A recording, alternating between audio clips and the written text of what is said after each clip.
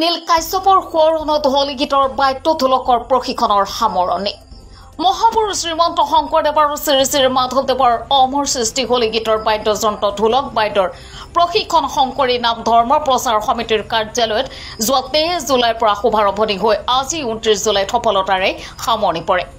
Udalguri press ক্লাবৰ উপদেষ্টা গৌতম জ্যোতি তালুকদাৰে প্ৰীতম জ্যোতি দাসৰ প্ৰতিছবিত একচি বন্তি প্ৰজ্বলন কৰি কয় এনে প্ৰশিক্ষণৰ জৰিয়তে প্ৰশিক্ষাৰ্থীসকল উপকৃত হ'ব পাৰিব কাৰণ ইয়াৰ জৰিয়তে প্ৰশিক্ষাৰ্থীসকলে গুৰু দুজনাৰ সৃষ্টিৰাজি উপলব্ধি কৰিব পাৰিব